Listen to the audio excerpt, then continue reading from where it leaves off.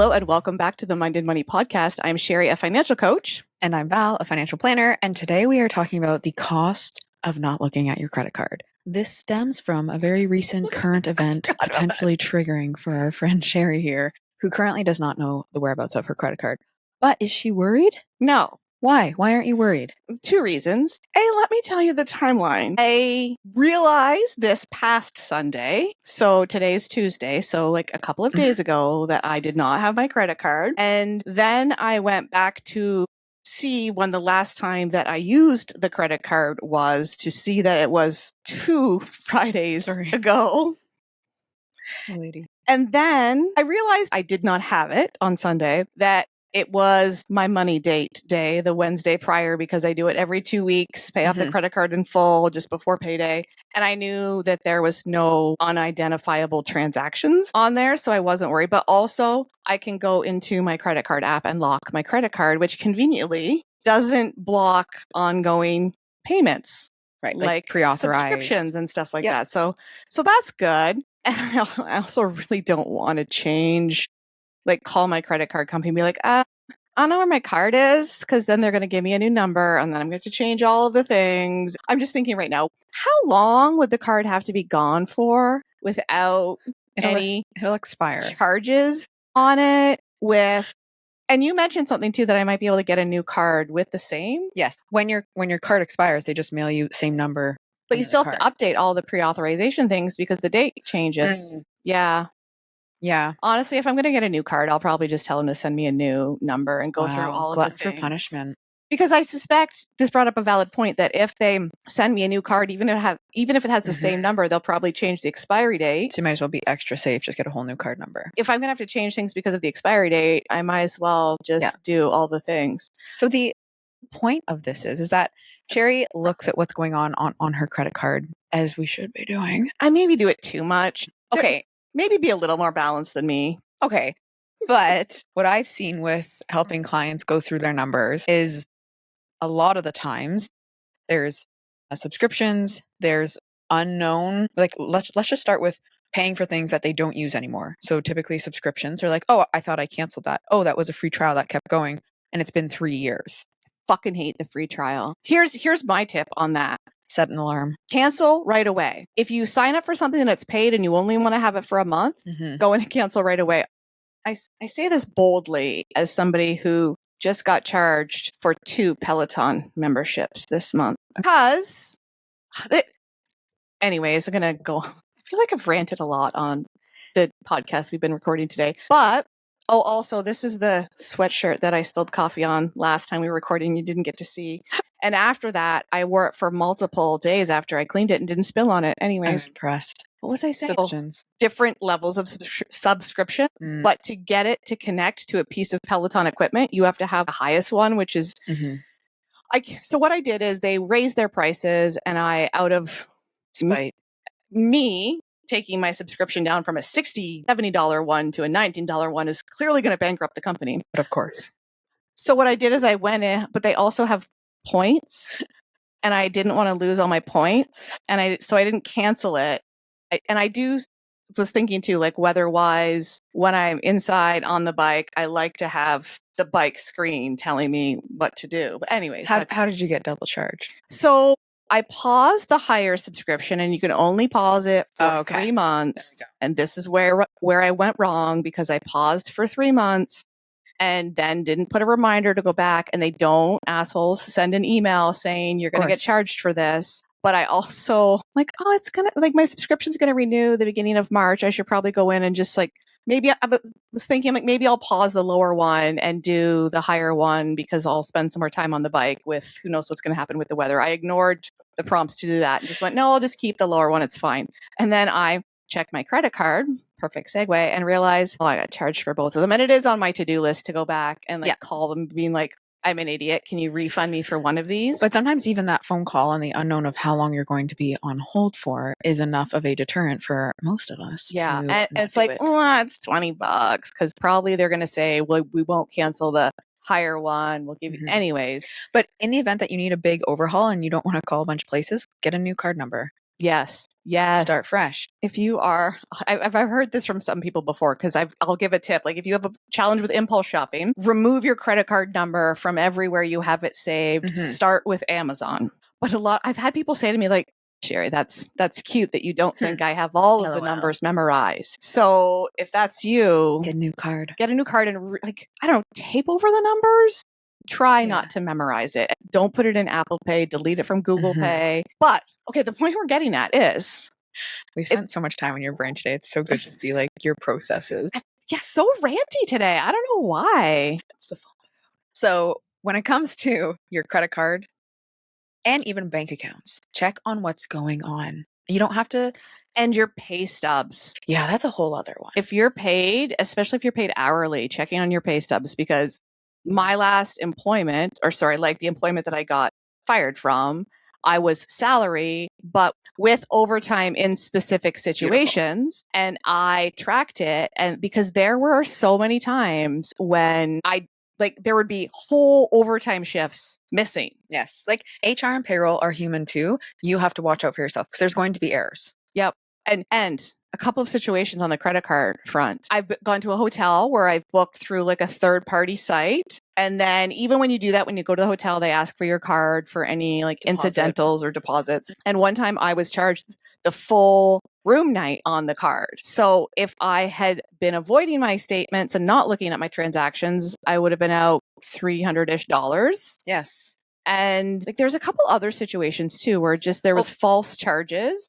So fraud is a big one, right? So making sure that the charges that are on that card are yours or your partner's if you have a joint card, watching for those things. And if you see fraud, call or contact your credit card company, because most times you will get refunded that amount because it's a common occurrence for them and you are not responsible for charges you didn't make. But you also need to call and get a new card now. Unless you lost your credit card, and then I bet I would be responsible for those charges. I think that you. Anyways. Well, yeah, if they listen to this podcast, they're going to know, but yeah, when you're tuned out with your money, it can have a high cost. Ignorance is not bliss. It is not. And one of the things that I noticed recently with a client, we were going through credit card minimum payments, and there were two credit cards and they had relatively the same balances and interest rates. But we noticed that one payment, insurance, yes, was about half the amount of the other payment. I'm like, this doesn't track, because generally they're connected to how much interest you're paying. But about half of that monthly payment was going to credit card insurance, and they get you. You have to hardcore opt out of they're things gonna like make that. You feel like you're choosing world anti-peace when you call and cancel it. But pay attention to those things. Lines of credit. Sometimes there's a life insurance aspect to it, or balance protector, whatever they call it. They make you feel like horrible. You are going to be destitute if you don't pay for that insurance. Yeah, don't listen to them. And that insurance generally, and there's different, like, read the fine print.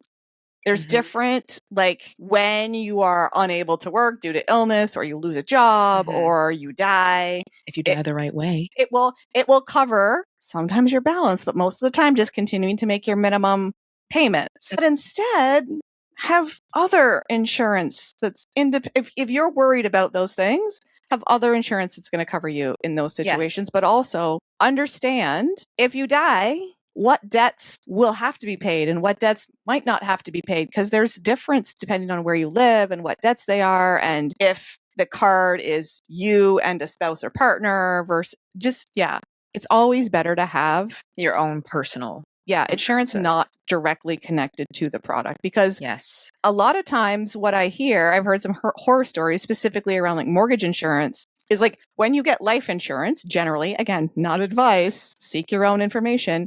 When you get life insurance, you're going through qualification to determine your eligibility for life insurance. Yes, they ask their questions up front before they issue a contract that says, yes, Sherry, I will insure you. And generally, insurance is related to specific financial products, which shouldn't even be called insurances. Anyways, it's a different bone to pick.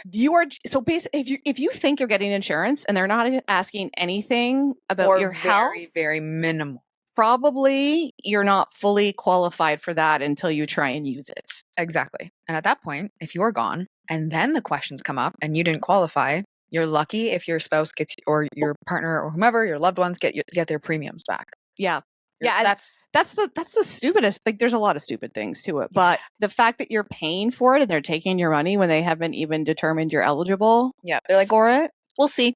Yeah, we'll see. So, and I know if you're listening to this and you're like, I just cannot. I do not have the executive function to go through all of my bank or credit card statements. I haven't looked at them for 6 months, a year, 2 years, ever. Here's what I want to encourage you to do. Hit pause. Put a pin in today. And today we're going to just start a new habit.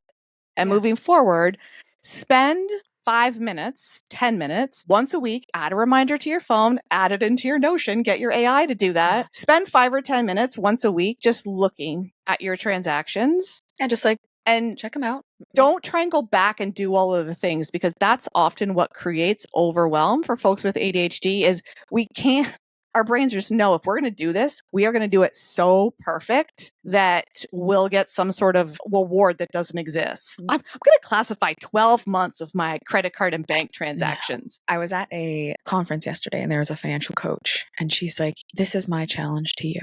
Go home, not today, but sometime this week, go through all of your statements for the last 3 months. Fuck that shit. And categorize them. And I was like, I love that idea. For you. Not going to happen.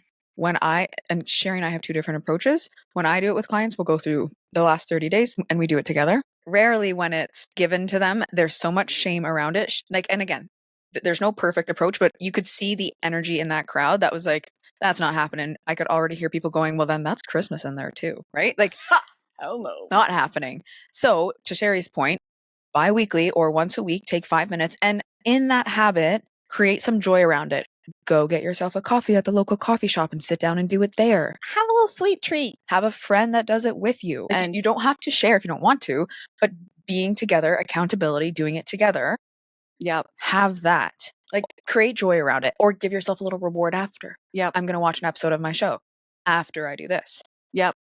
Figure out how you can reduce the friction to doing it. Maybe that's transferring $10 every time you do it to the personal impulse spending account, or just, figuring out how you can bake a reward into that and how you can reduce the friction. Like, going back and reviewing months and months, you don't have the capacity for that. Because, okay, here's the thing. I hear from so many clients and potential clients when I'm having conversations about what's worked in the past, what hasn't worked, what have you tried, that they've downloaded a template off of Etsy or someplace else, and then they have pulled 3, 6, 12 months of transactions. They've created these rules that if it's this, classify it as this. They've got a little pie chart for how they spent their money.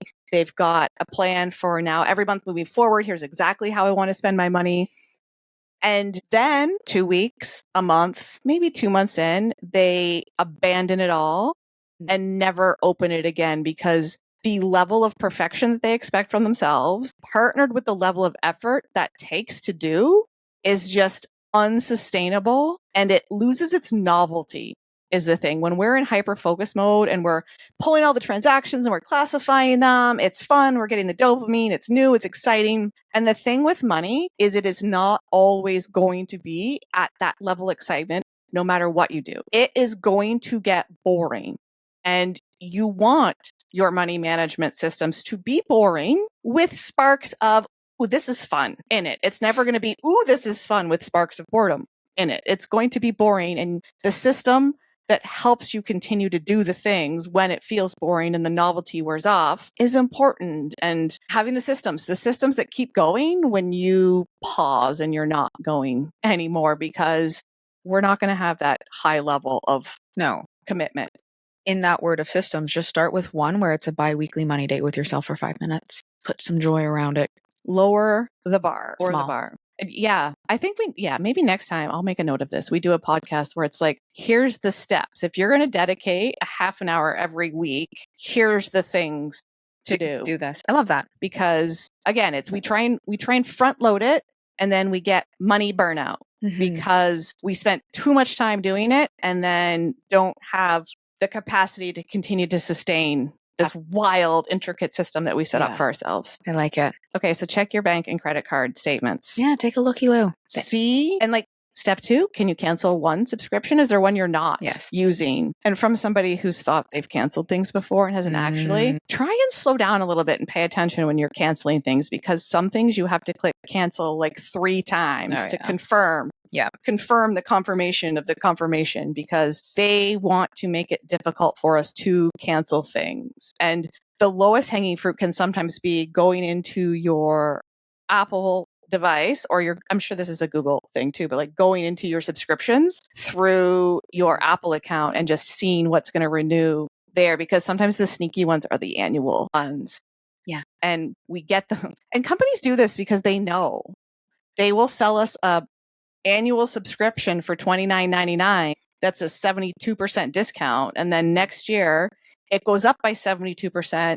And because we're not paying attention, we get charged that amount. But then also don't hesitate to reach out to the company. Sometimes it pays off. Sometimes they're assholes, but that's where I come into, like, if you get the annual subscription, go in and cancel it right away. And generally, unless they're giving you a refund, you maintain access. And then sometimes too, if it's something you want to continue using, they'll send you a discount being like, oh, here, we don't want to lose you. Because I just did this recently with our account that we use to record podcasts. I thought I'd be able to get all the things I need to on the free plan, and then realized that I wouldn't, but still went through, because there's been some bugs, and went through the cancellation, and they said, wait, don't go. We'll give you 2 months free if you don't cancel. So I didn't cancel because I still need the things. You can get a lot of things for free if you threaten to leave. I need to tell you that. I need to spend some time calling Rogers because they've raised my bill twice in the last 3 months. And you go threaten them. I know, but it takes so long. It's annoying. Anyways, that's things I need to do that I don't want to do.